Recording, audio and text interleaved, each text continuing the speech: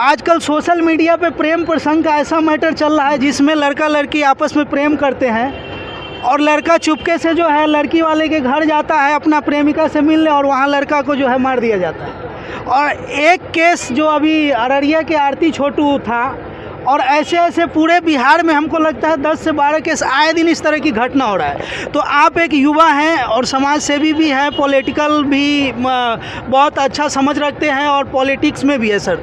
तो आप अपने तरफ से क्या मैसेज देना चाहिएगा युवाओं को कि ये इन चीज़ों से बचे, हमारे बिहार के जो भविष्य अपने गार्जियन से, अपने अभिभावक के मर्जी से करे, या लड़का हो या लड़की हो, लेकिन जब तक गार्जियन तय न करे आप अनावश्यक दूसरे तरफ दिमाग न लगा। सर आपने जितना पक्कीकरण करवाया था वो सब का अभी जो वर्तमान स्थिति है वो खड़ंजा से भी बेकार हो चुका है सर, इस पर क्या कहें? टूटेगा नहीं हमारा, हमको आप जो है रुन्नी सैदपुर प्रखंड के सबसे लंबे समय तक शासन किया है यहाँ और एक अच्छे विधायक का छवि रहा, लेकिन रुन्नी सैदपुर प्रखंड में जो विकास होना चाहिए उस तरह से विकास नहीं हो पाया सर, इस पर क्या कहेंगे सर?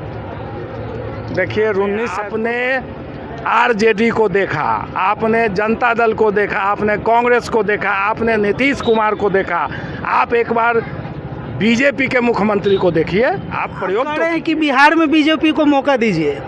एक बार आप लोग आए, एनडीए का सरकार आया बीजेपी में, 400 वाली सिलेंडर साढ़े 1100 का हो गया सर। अब क्या दोबारा आएंगे तो क्या 2500 ले जाएंगे? अच्छा एक चीज़ है, महंगाई पर नियंत्रण। केस जो अभी अररिया के आरती छोटू था और ऐसे ऐसे पूरे बिहार में हमको लगता है 10 से 12 केस आए दिन इस तरह की घटना हो रहा है। तो आप अपने तरफ से क्या मैसेज देना चाहिएगा युवाओं को कि ये इन चीज़ों से बचे, हमारे बिहार के जो भविष्य हो? अरेंज मैरिज जिसका हुआ है वही खुशहाल है, लव मैरिज सब दुखी में है, सब कष्ट में है। इसलिए हम तमाम लड़कियों से, पहले तो हम लड़कियों से आग्रह करेंगे, हम उनको समझा रहे हैं आपके चैनल के माध्यम से, जो आप अनुशासन में रहिए। और लड़का आप तो बर्बाद गुलिस्ता का कामें कर रहे हैं, आप जो कर रहे हैं। तो नमस्कार दोस्तों, मैं हूं JR चौरसिया और आप देख रहे हैं पहले बिहार न्यूज़ और खबर 247। दोस्तों अभी हम रुन्नी सैदपुर प्रखंड के बघाड़ी पंचायत के यानी बघाड़ी चौक पे है, जहां यहाँ के ही युवाओं के द्वारा एक ट्रस्ट का जो है आज आयोजन हुआ है, जिसका नाम है श्री महावीर कल्याण सेवा समिति। और इस ट्रस्ट का मेन उद्देश्य है जो इस चौक का और इस गांव पंचायत सहित मानव जाति के कल्याण के लिए कार्य करना, और काफ़ी युवा जो है इसमें बढ़ चढ़ के हिस्सा ले रहा है। और आपको बता दूं यहाँ जो है चीफ गेस्ट के तौर पे यहाँ के पूर्व विधायक पति यानी राजेश चौधरी जी हैं, और ये पहले जदयू में थे और अभी वर्तमान में इन्होंने बीजेपी का कमान संभाल लिए हैं। तो आइए पहले तो हम राजेश चौधरी जी से बात करेंगे कि आखिर इनके पॉलिटिकल कैरियर को लेकर के, और इसके बाद जो भी ये महावीर कल्याण सेवा समिति के सदस्य लोग हैं उनसे हम जानेंगे कि इस जो ट्रस्ट बना है, इस ट्रस्ट का मेन उद्देश्य क्या है, लक्ष्य क्या है और कितने युवा जो है इसमें सहभागी है। तो आइए हम राजेश चौधरी जी से बात करते हैं।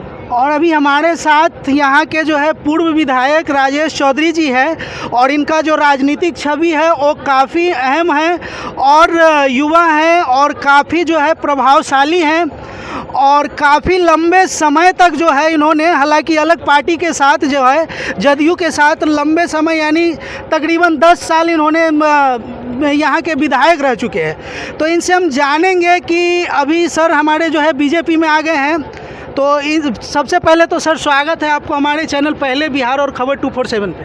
पहले बिहार और खबर 247 को धन्यवाद। और आज महावीर कल्याण सेवा समिति ट्रस्ट जो कि बघाड़ी ग्राम का यह ट्रस्ट है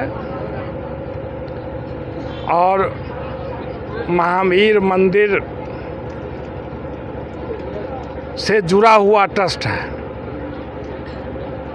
जिसका अध्यक्ष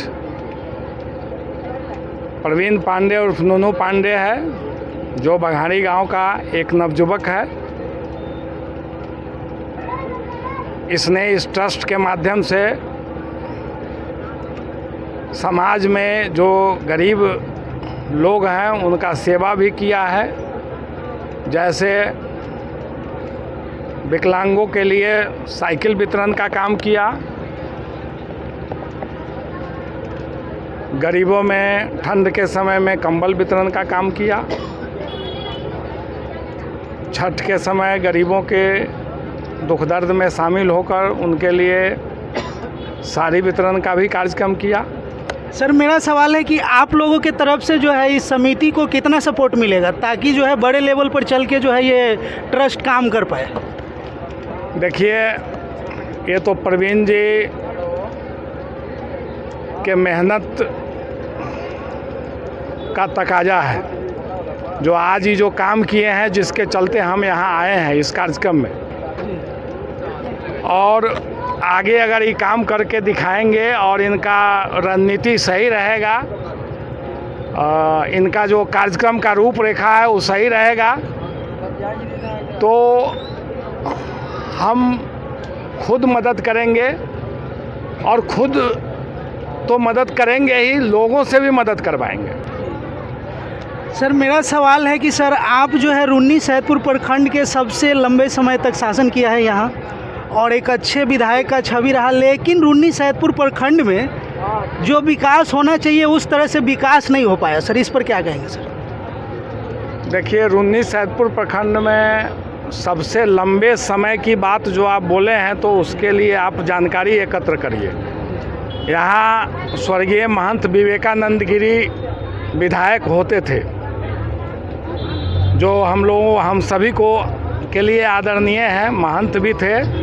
वो यहाँ लगभग 4 टर्म रहे। उसके बाद भिन्न भिन्न समय में, लेकिन 4 टर्म उनका लगभग कार्यकाल रहा। उसके बाद श्री नवल किशोर साहिब, वो भी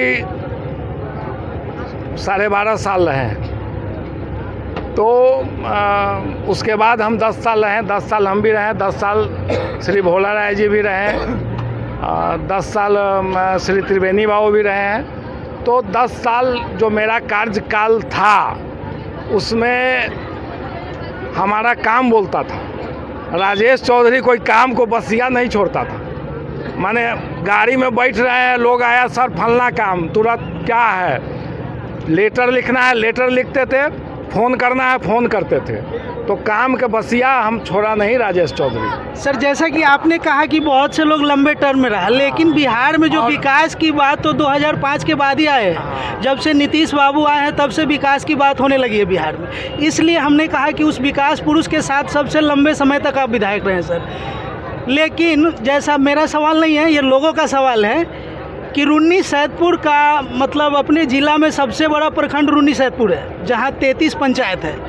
लेकिन रून्नी सैदपुर का एक भी गली ऐसा नहीं है जिसका सड़क सही हो, जहाँ जो है माने एक अच्छी व्यवस्था हो, वहाँ के बुजुर्गों के लिए कोई पार्क हो या फिर बच्चों को खेलने का कोई बड़ा साधन, ऐसा कुछ भी नहीं हुआ सर। क्या कहेंगे? देखिए, रून्नी सैदपुर में हम जिस समय आपको विधायक बने, माने मेरी पत्नी जब बनी, उस समय आप याद करिए, आप बघारी गांव में केवल सोलिंग था।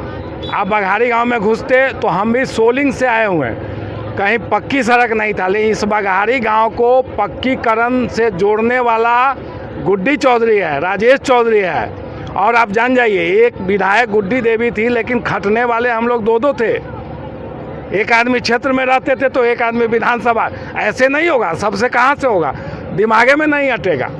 और तो पक्कीकरण से जोड़ने वाले हम ही हैं। और रून्नी सैदपुर में आज जो भी पीसीसी रोड है, सोलिंग को पक्कीकरण में और पीसीसी में ट्रांसफ़र हम लोग किए हैं। इस बात को गर्व से कहेंगे, इस बात का हमें गर्व है, जो हमने गांव-गांव को पक्कीकरण से जोड़ा है।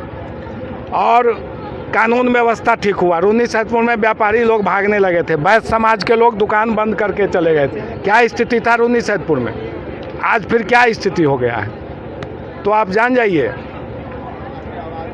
हम समझ रहे हैं हम लोग समझ रहे हैं कि कहाँ चूक हुआ है। अब हम भारतीय जनता पार्टी ज्वाइन कर लिए हैं और सबसे बड़ी बात है जो लोग घूम रहे हैं, लगभग 2 साल से फाजिल बीत गया, लोग ठगा सा महसूस कर रहा है। लोग इस बात का अनुभव कर रहा है कि राजेश चौधरी नहीं है तो सारा सिस्टम गड़बड़ा गया। सर आपने जितना पक्कीकरण करवाया था वो सब का अभी जो वर्तमान स्थिति है वो खड़ंजा से भी बेकार हो चुका है सर, इस पर क्या कहें? टूटेगा नहीं। हमको हटे हुए 7 साल से 7.5 साल हो गया तो टूटना ही है। 5 साल सरकार का मियाद रहता है, ये 5 साल के बाद रोड को रीटेंडर करना है, तो रीटेंडर में यहाँ के प्रतिनिधि नहीं करवा पा रहे हैं, वो फेल हो रहे हैं, पूर्णतः अक्षम है, उस क्षेत्र में रहते नहीं हैं। हालांकि अभी सर आप बीजेपी में आ गए हैं, नई नई पार्टी है और हर चीज़ नया नया है, तो क्या लग रहा है कितना चुनौती होगा आपको बीजेपी में आपके लिए? आप देख लीजिए, सुबह है 10 अक्टूबर को हम बीजेपी ज्वाइन किए हैं। उसके बाद हमको उसके ज्वाइन करने के तुरंत बाद 2 उपचुनाव हुआ, तो उसमें हम लोगों को उतना नहीं लगाया गया, क्योंकि उस समय हम नए थे, 2-4 दिन हुआ था। लेकिन कुरहन्नी में हमको लगाया गया है, हमको जवाबदेही मिली और कुरहन्नी हम 3500 से फाजिल वोट से चुनाव जीत के दिखाए हैं। नीतीश जी को आज ये एक चुनौती मिला है कि नीतीश जी आप बीजेपी के साथ न भी रहिएगा तो बीजेपी सरकार बना लेगा 2025 में। ये बहुत बड़ी चैलेंज है।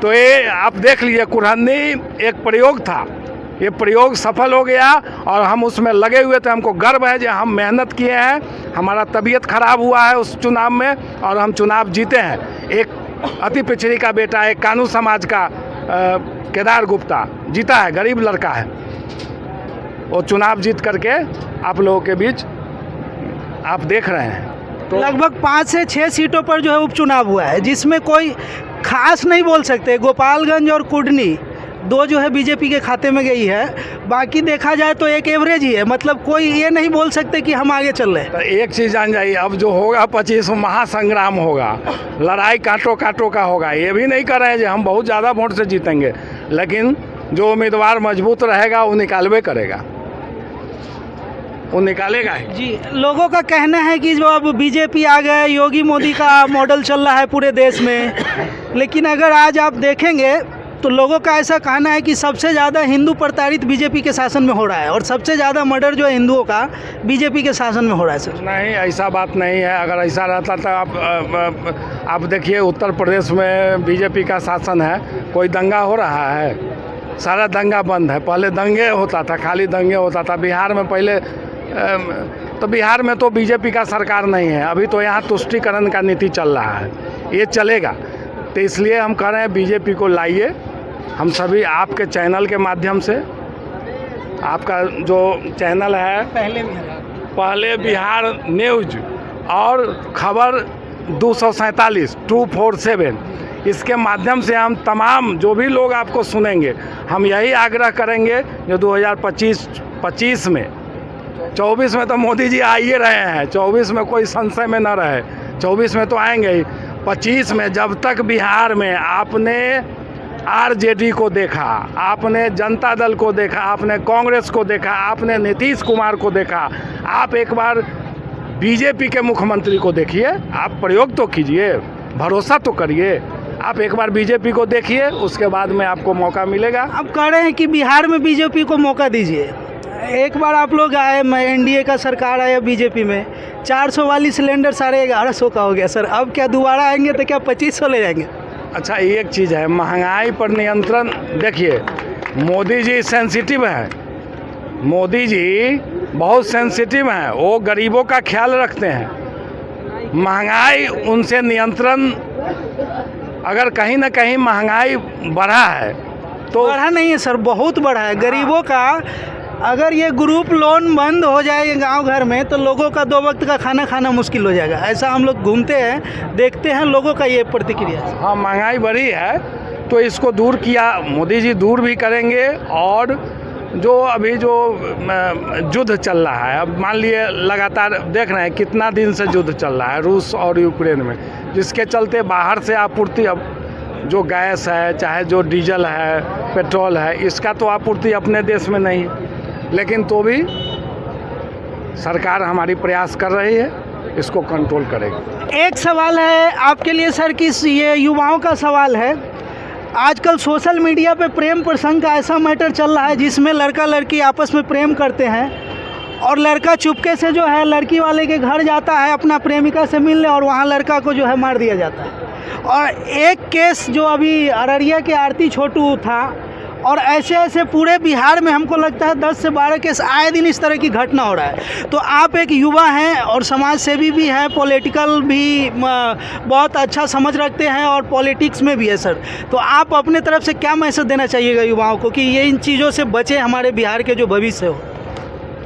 देखिए, हम तो उस परंपरा को मानने वाले हैं जो शादी ब्याह अपने गार्जियन से, अपने अभिभावक के मर्जी से करे, या लड़का हो या लड़की हो। लेकिन जब तक गार्जियन तय न करे, आप अनावश्यक दूसरे तरफ दिमाग न लगावे। आप बहुत पढ़ लिख लिए, लेकिन आप अपने अभिभावक से सलाह लेकर ही शादी कीजिए। तो हम अरेंज मैरिज के पक्षधर हैं, और जो अरेंज मैरिज जिसका हुआ है वही खुशहाल है। लव मैरिज सब दुखी में है, सब कष्ट में है। लड़की वाला ज़्यादा प्रताड़ित हो रहा है। इसलिए हम तमाम लड़कियों से, पहले तो हम लड़कियों से आग्रह करेंगे, हम उनको समझा रहे हैं आपके चैनल के माध्यम से, जो आप अनुशासन में रहिए, आप अपने माता पिता का कहना मानिए और अनुशासन में रहिए, नहीं तो आपका भविष्य चौपट हो जाएगा, आप अंधकार में चले जाइएगा। और लड़का, आप तो बर्बाद गुलिस्ता का कामें कर रहे हैं। आप जो कर रहे हैं तो आप कानून आपको छोड़ेगी भी नहीं, आप जेल जाइएगा, आपको सज़ा होगा, आपका करियर चौपट हो जाएगा, आपके माँ पिताजी पछताएंगे। तो हम आपके चैनल के माध्यम से यह हम ज़रूर उन लोगों से आग्रह करना चाहेंगे कि आप लोग अपने माता पिता के शरण में जाएं। अगर कोई बहक भी गए हैं तो माता पिता के शरण में जाए हैं, माता पिता ही आपको पुनः उस मैटर को सुलझाएंगे। एक सवाल सर बस लास्ट, अभी 10 दिन पहले जो है भागलपुर में एक नीलम यादव, जिनकी उम्र तकरीबन 45 से 47 साल बताया जाता है, एक मोहम्मद शकील नाम के आदमी के द्वारा उस महिला का 10 टुकड़ा भागलपुर में कर दिया जाता है। दूसरा घटना जो है कटिहार का है, जहां एक यादव पर एक ही गांव के 7 यादवों को जो है एक ही दिन मार दिया जाता है। ना तो सरकार कुछ खुल के बोल रही है, ना कोई विपक्ष बोल रहा है, कोई बोल ही नहीं रहा है इस पे। और जो सोशल मीडिया पे एक्टिव लोग हैं, कुछ सोशल वर्कर, कुछ ट्रस्टी लोग, कुछ जो है सिंगर एक्टर लोग, वो सरेआम बीजेपी आरएसएस को जिम्मेदार ठहरा रही है कि बीजेपी के अनुसरण में जो है ये सब चीज़ हो रहा है। सर इस पर क्या कहेंगे? नहीं, बीजेपी गलत चीज़ों के लिए कभी नहीं कह सकती है। आरएसएस तो खैर वो तो एक ऐसा सात्विक संस्था है जो उस पर तो कोई आप प्रश्न चिन्ह लगा ही नहीं सकते हैं। और भारतीय जनता पार्टी गलत करने वालों का कभी साथ नहीं दे सकता है, और जो गलत करेगा उसको सज़ा होगा। हम लोग उसके पक्षधर हैं। कहीं से बीजेपी का कोई हाथ तो नहीं है? नहीं, कि वो इसलिए कहा जाता है कि कटिहार से जहाँ ये घटना हुआ है वहाँ का एक एमएलसी है जो बीजेपी से आता है, तो इसको लेके लोग जो है उछाल रहा है। नहीं, बीजेपी का इसमें कोई ऐसा हाथ नहीं है। कोई ऐसा हाथ नहीं।